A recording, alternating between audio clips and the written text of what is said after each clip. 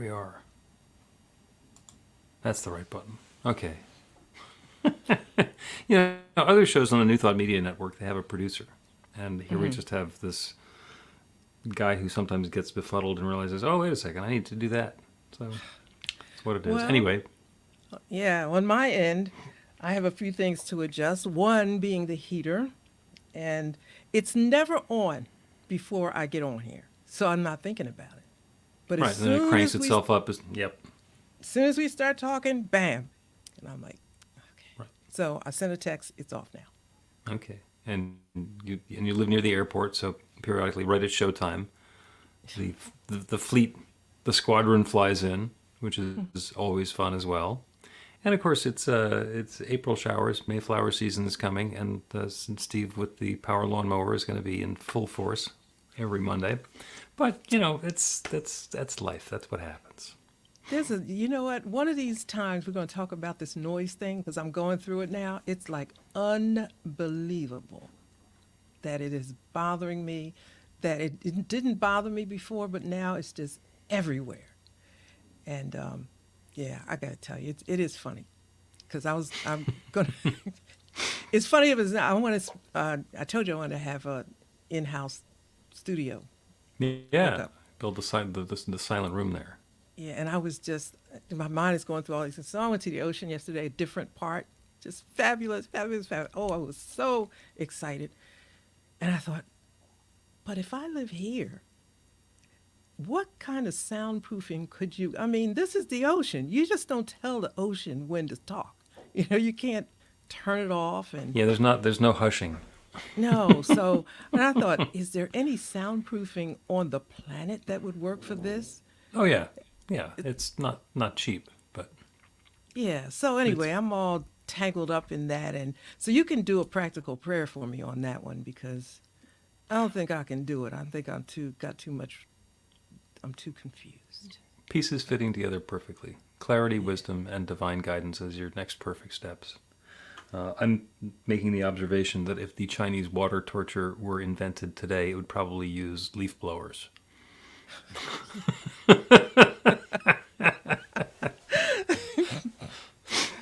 You are not well. It is April 1st.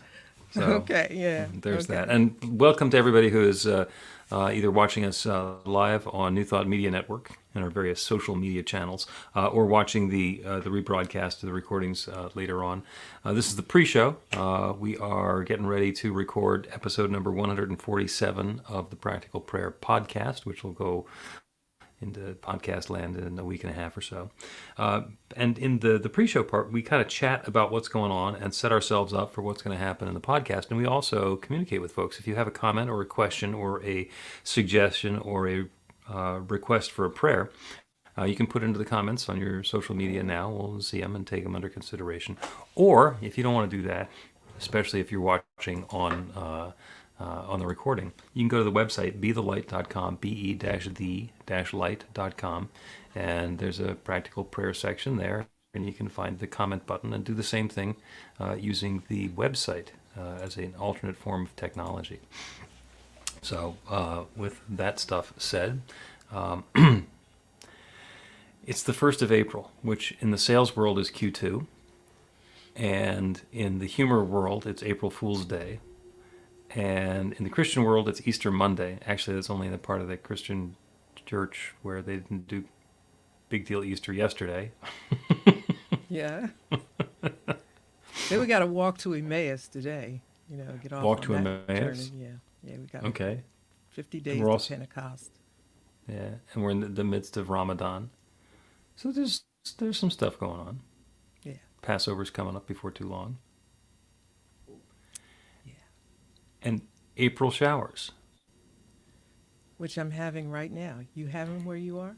Yeah, I was surprised because the end of March had lots of showers, and I thought that April just got ahead of itself and we were already seeing some of the flowers, but it's raining today. It's going to be raining for the first half of the week. So go figure. Yeah, yeah. I did look at the forecast and I didn't see a clear day till Monday. And I thought, really? Really? Well, first of all, it's probably not going to hold out because down here it says rain and it doesn't. But just the idea of this is Monday. You're going to rain till next Monday, really? What Yeah. about my hair? What about my, What about your hair? What about my hair? Yeah. oh, look. Let's get indignant.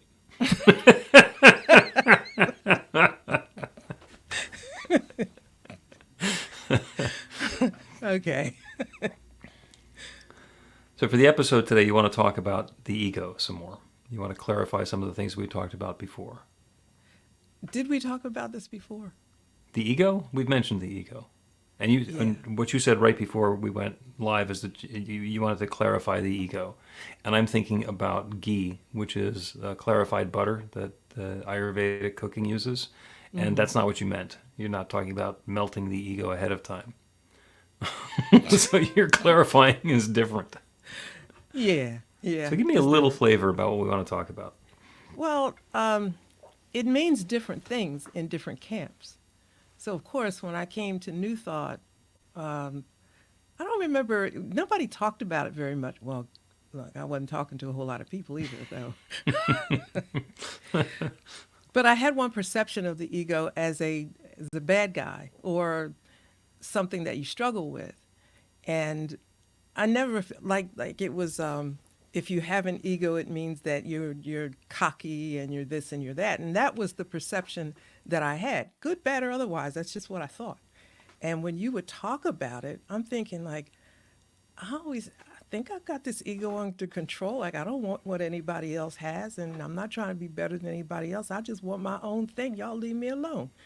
So I thought essentially that was keeping your ego under control. Like you weren't competing, you were not, you weren't competing and you weren't wanting what somebody else had and conniving to figure out how to, that was my perception of it. Okay. And, okay? So And I now can you know completely understand because there's of course another way that we talk about ego in New Thought. And I am itching to talk about it, but instead of itching and instead of talking about it, let us start the podcast and then we can talk about it so that it'll actually be on the podcast. Okay. A practical prayer is a prayer that works. These discussions between Reverend Bill Marchiony and Carol Lawrence dive into the details of how it works and how to work it. Reverend Bill is a New Thought minister and the author of Practical Prayer for Real Results. Your new life begins with a new thought. Carol Lawrence is on a spiritual quest, finding the New Thought teaching after decades on the pulpit in 3 different traditional denominations. I've got some questions. Together, they're exploring the philosophy and activities that come together from many of the world's religions to create the practical spirituality that is New Thought.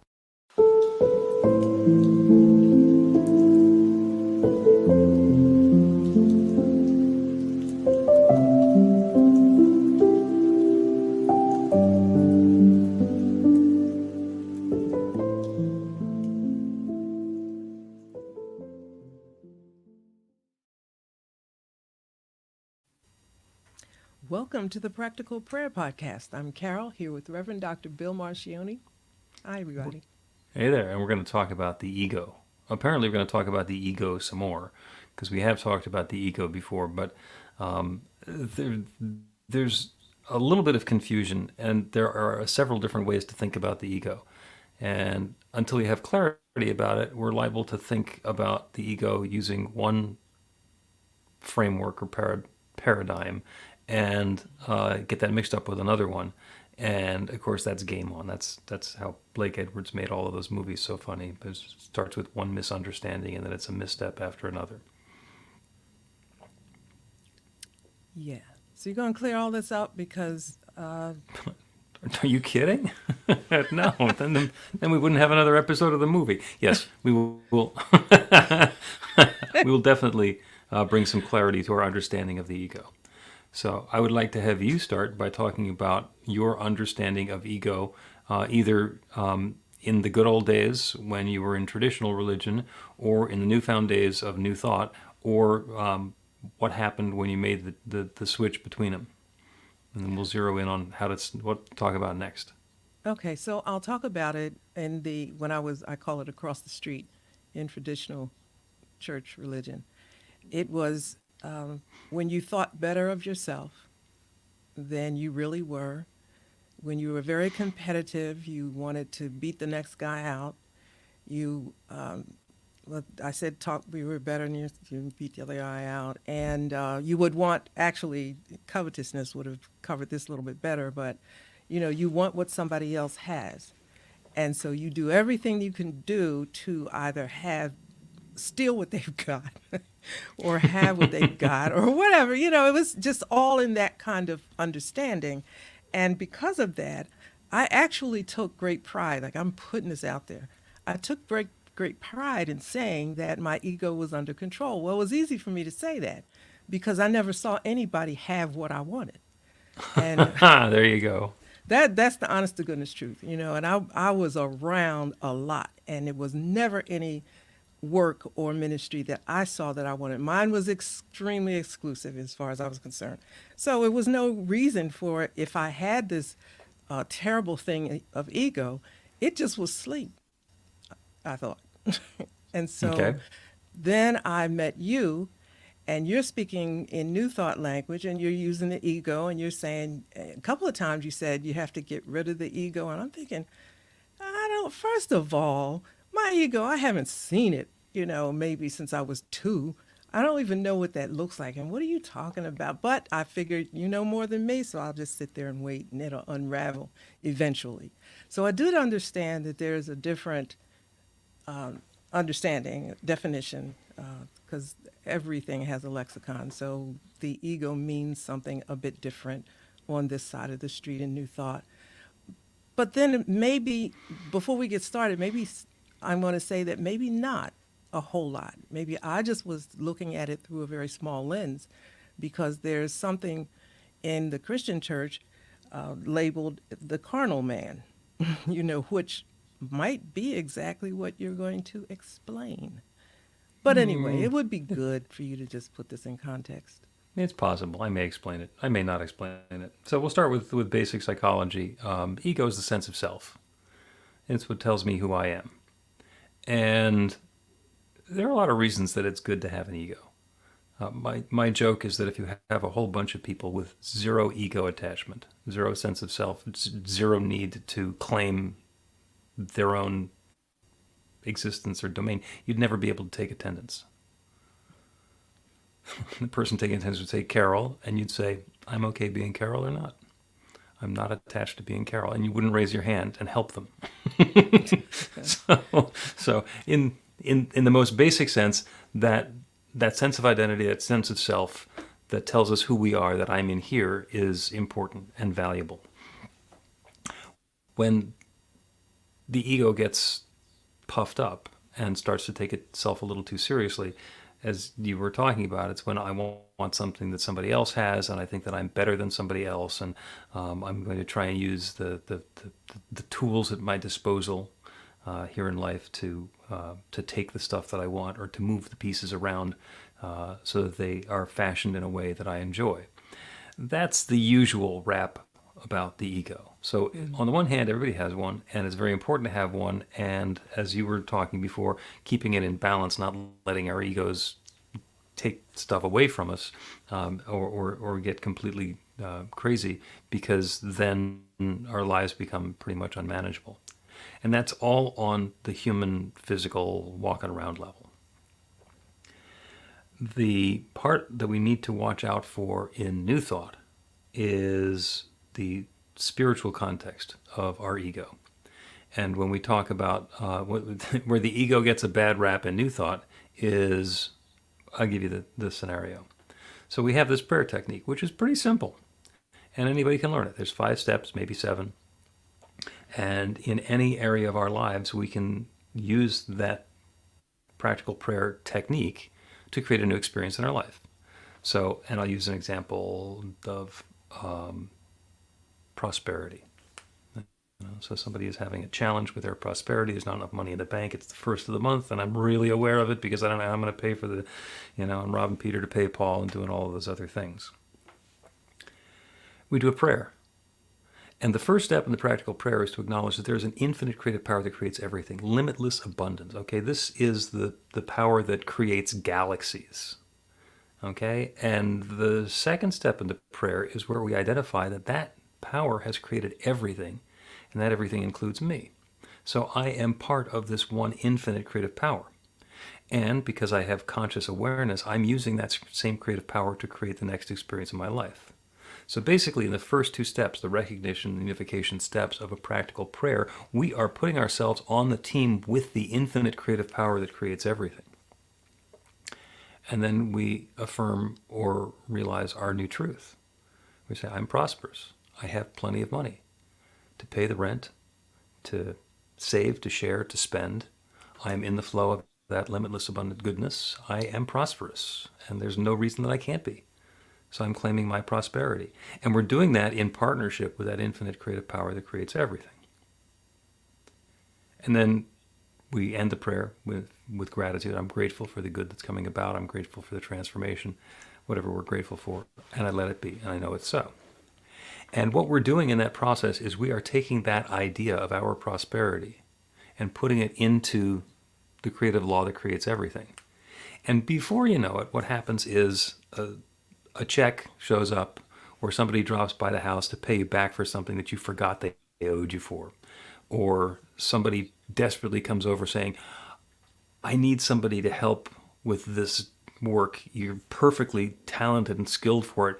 Can you come and help me out? And this is what it pays. And it pays twice as much as you needed and were expecting that you could have. And suddenly that prosperity happens. And that's just the way it works. That's just the way it works. And I hear you say, you're not talking about ego at all yet. And that is correct. I have not mentioned the ego part yet. Because what happens once we learn to do that, once we do that powerful prayer, and we create that new experience of prosperity in our life, and we're not limited there.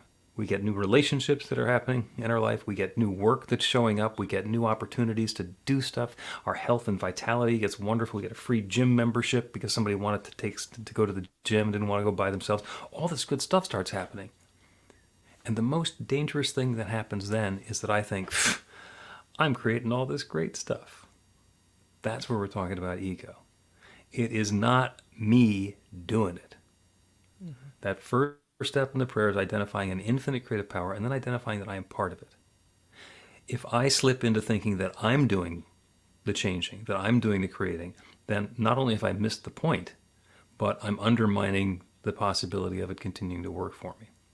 So we need to let our ego get out of the way and not think that we're doing it. Okay? Mm-hmm. Jesus did not say, the Father and I are one. When you see me, aren't I cool?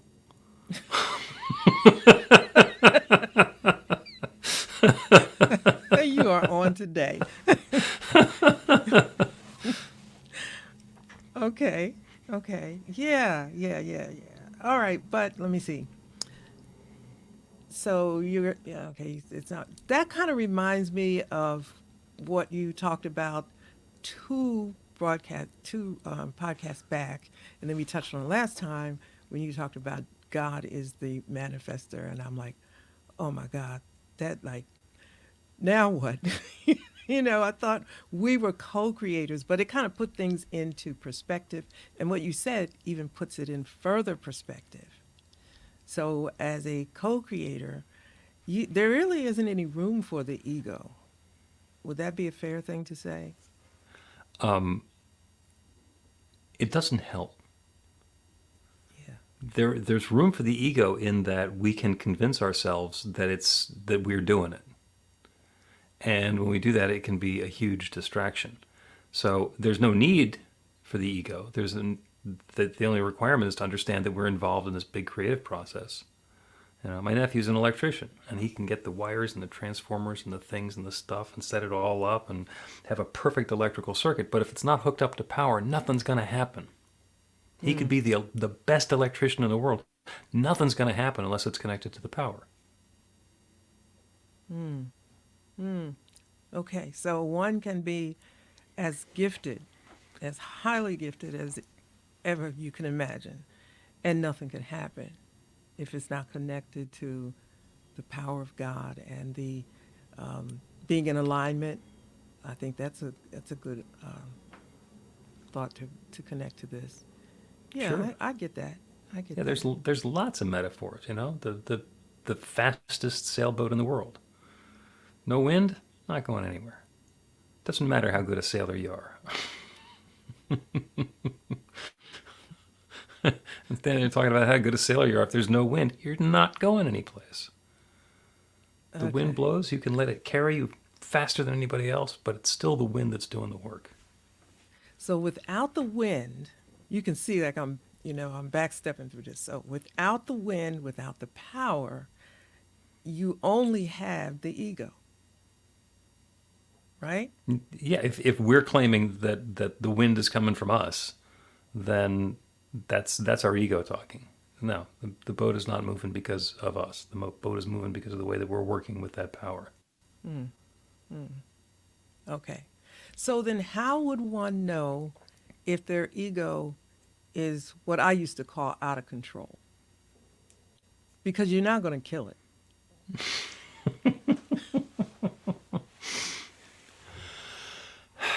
This spiritual practice tends to be, I think, a little bit self-regulating, because what will happen is we'll have an experience in our life, and then we'll get into the spiritual context of it. We'll do the practical prayer. We'll get ourselves out of the way and invite in something new and acknowledge that this infinite creative power is going to do it. And then something wonderful happens. And then there's a spiral. We have this new good experience in our life, and the same sort of thing comes around again, but it's either more subtle or more insidious or more difficult for us to deal with. It's the same issue. It's the same thing coming up again. And what we need to do, what we're invited to, we don't need to do anything. We can continue hitting our head against the wall as long as we want. What we are invited to do is surrender, to let go of the thought that we already knew what the answer was going to be, so that we can open more fully to that infinite creative power and allow something new. It's the old question. You ask people, would you rather be right or happy? Mm-hmm. And the ego says, I want to be right and happy. Or I want to be happy because I'm right. And that's just a perfect example. When the question is, do you want to be right or happy? It's like, I want to be happy. Well, we might have to let go of being right in order to get to happy. And are we willing to do that?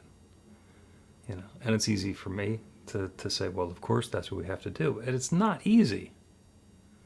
It is not easy. This stuff that we think we're right about, it's not trivial.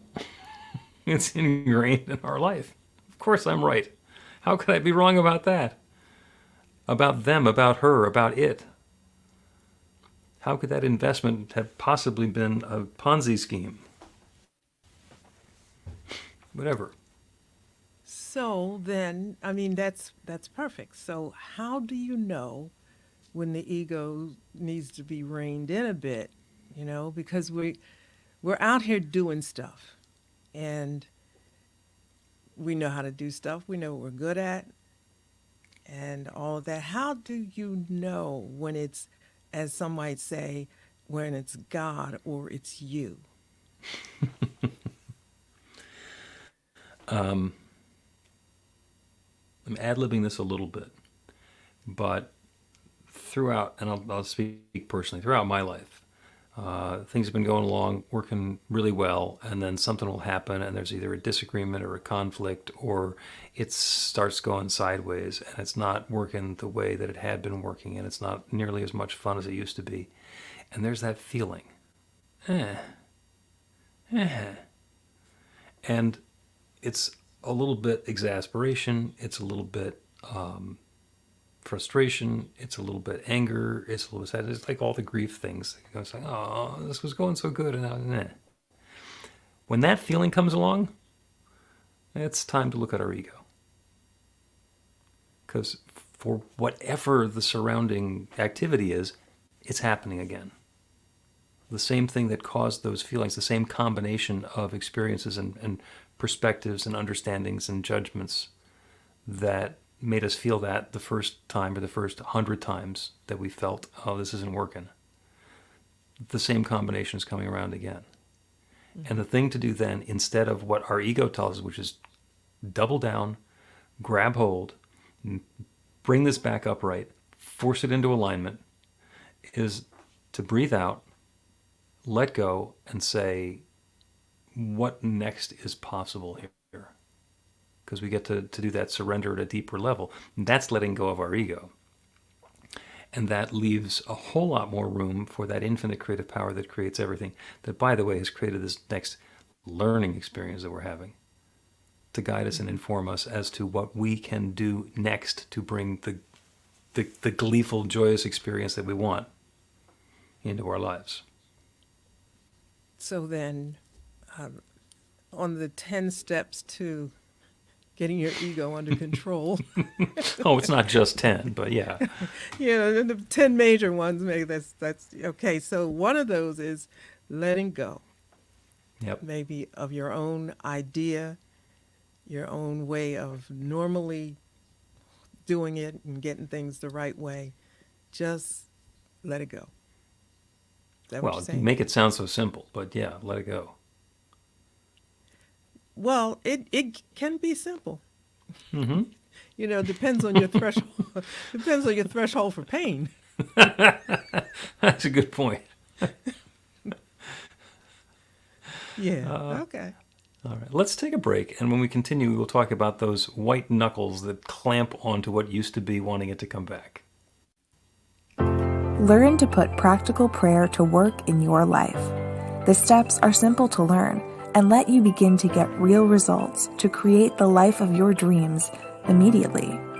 Reverend Bill Marchiony's widely acclaimed book, Practical Prayer for Real Results, gives you a clear summary of the New Thought principles behind practical prayer and the series of easy-to-understand steps found in the most effective prayers from religions and spiritual practices all over the world and throughout history. Practical prayer is not a replacement for your religion or practice.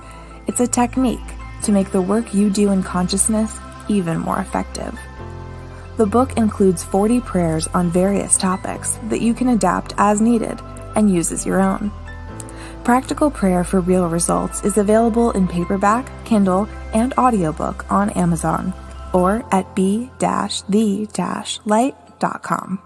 That's b-the-light.com.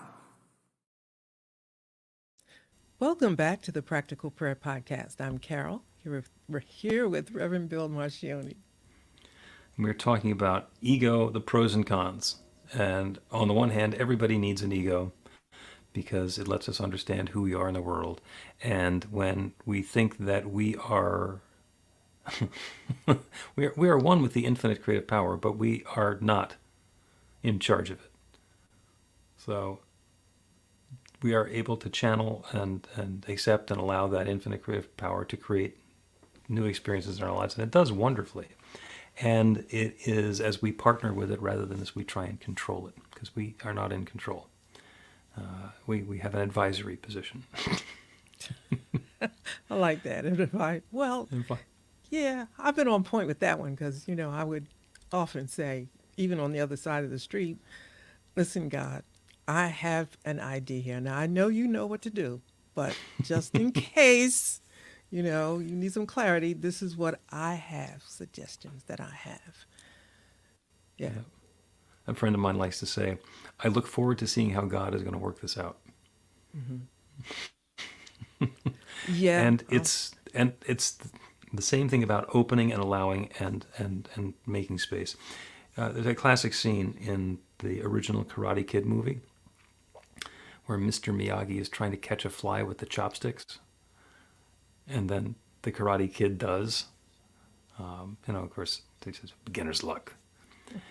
If you are trying to catch a fly, then it's a supreme act of dexterity to do it with chopsticks. If you're trying to get a drink of water and you're using chopsticks, your ego has led you astray. That is not going to help.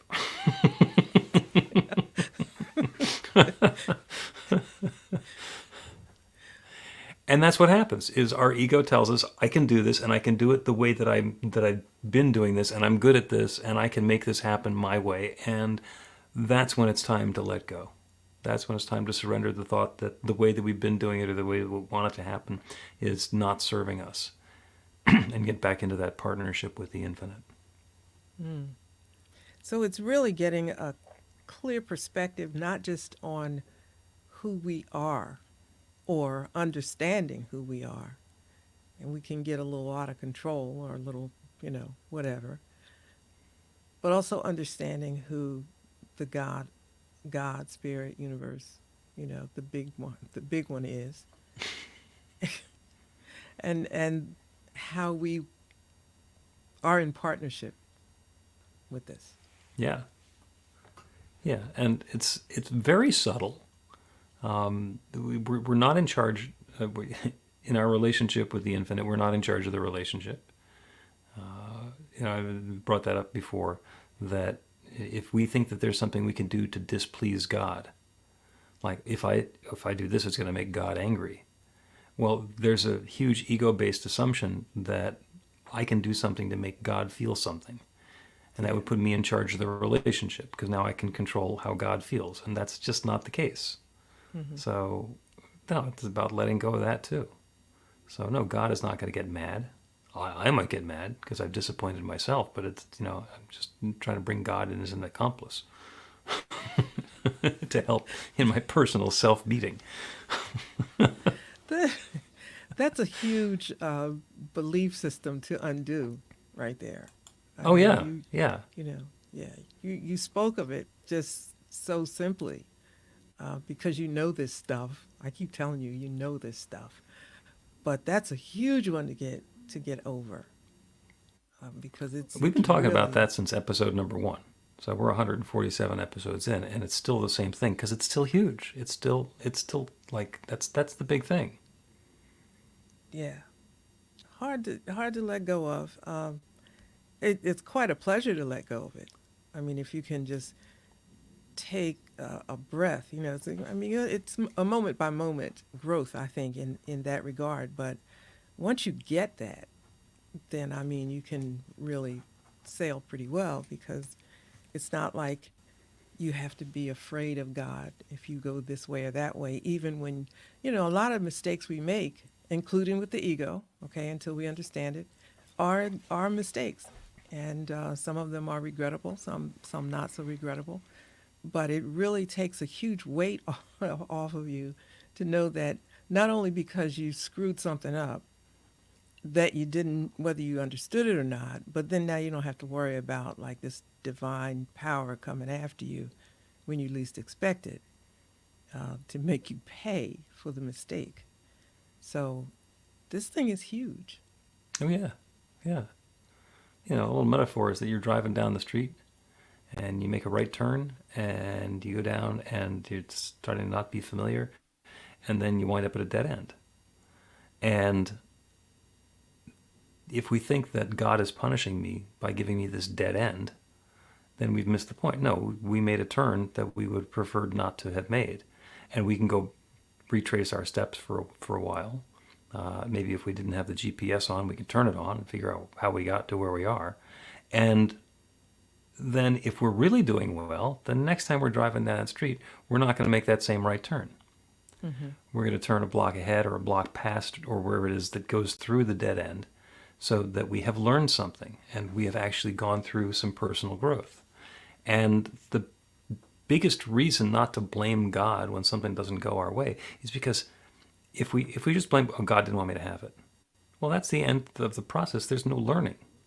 Mm-hmm. The result of that is I'm going to keep doing what I've been doing until God gets it and does what I want.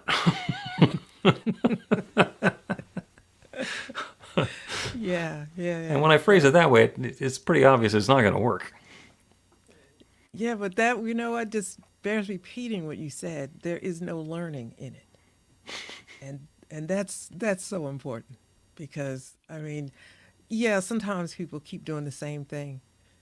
But listen, when you just keep banging your head and there's another possibility, there's another way, again, your threshold for pain here really matters.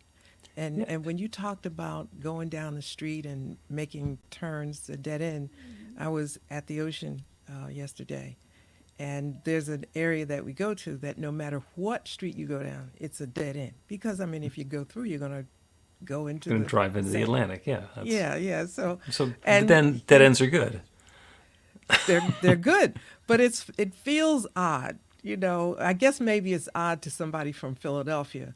It feels odd not to be able to turn, to know that you can't make a turn and then go around a block and get yourself righted again. You can't do that. And when you said that, I noticed as we were driving yesterday, I'm thinking, wow, all these streets are dead ends. Well, that's a pretty good idea. You know? But yeah, it makes the point because you learn. You know, you learn. There simply are no dead ends from Absecon Island all the way to the Bogota. There's no turns. And maybe No it's right turns. maybe it's language. Maybe it's not a dead end. Maybe the road ends with an ocean view. I like that. It's about how you look at it. Let's take another break, and then we're going to do a prayer, and it's going to be on opening to what's new, and especially allowing, which is the technique that we get our ego out of the way.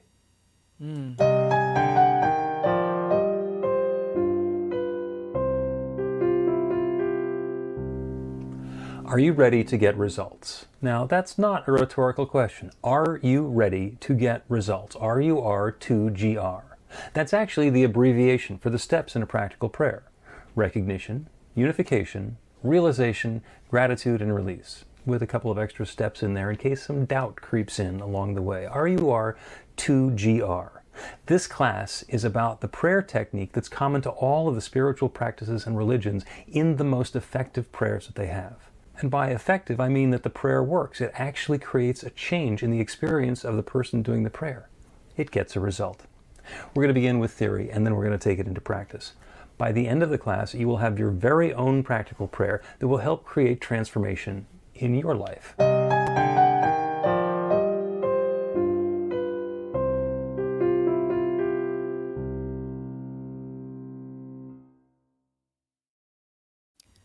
Welcome back to the Practical Prayer Podcast. I'm Carol, here with Reverend Dr. Bill Marchiony. We've been having a wonderful conversation about ego, the pros and cons, and how to know when our ego is trying to control us and take us away from the spiritual center that we have and the growth that's possible.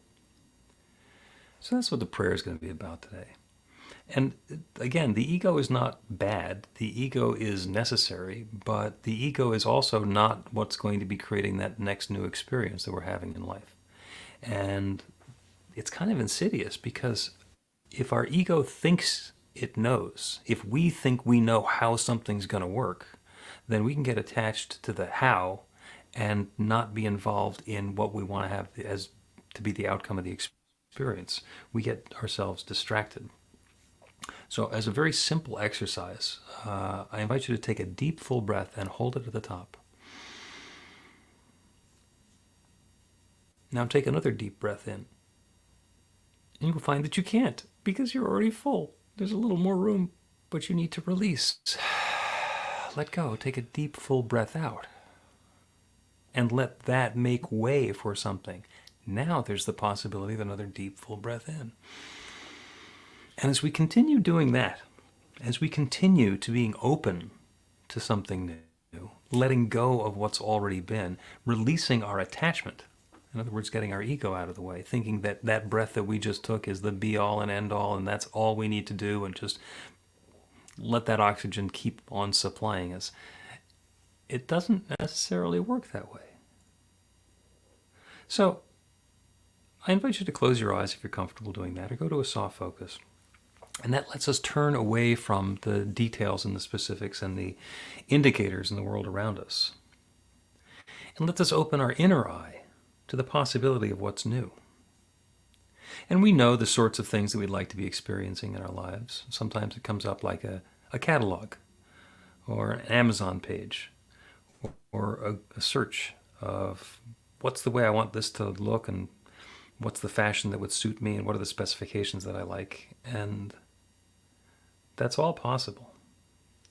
And when we breathe out, when we release, when we allow, instead of looking at the specifics and the color and the size and the shape and the price, And we consider how we're going to feel once we are having the experience of having this new thing.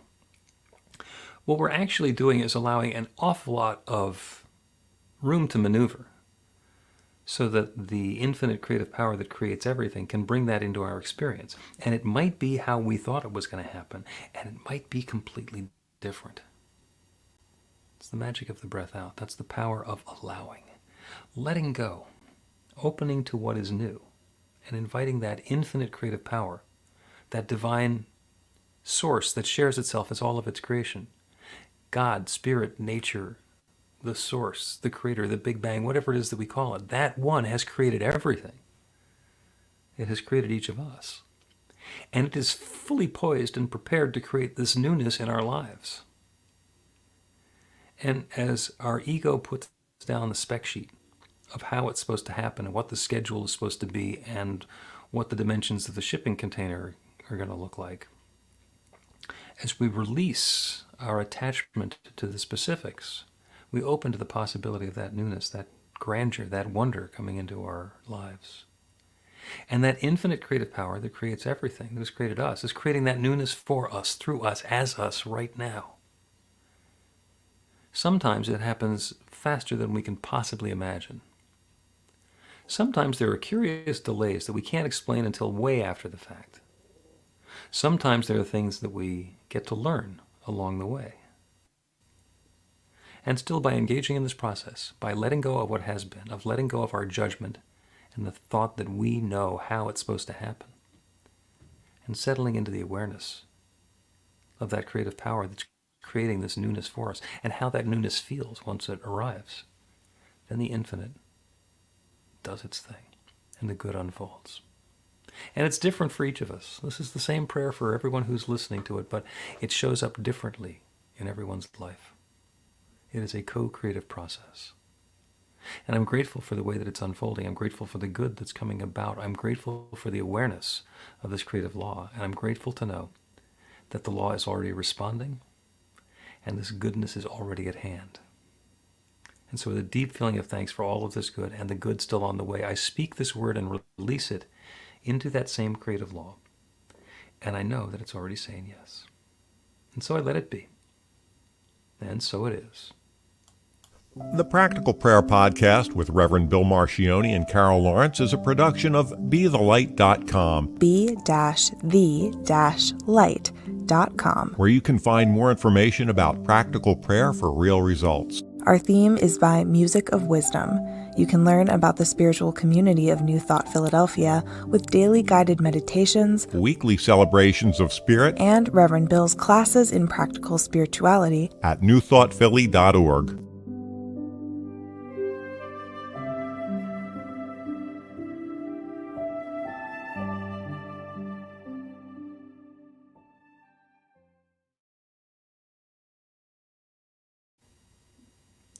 Well, that is the Practical Prayer Podcast. And Yeah. we're in the post show on New Thought Media Network now. Thank you to everybody who's watching along live and watching the recordings here.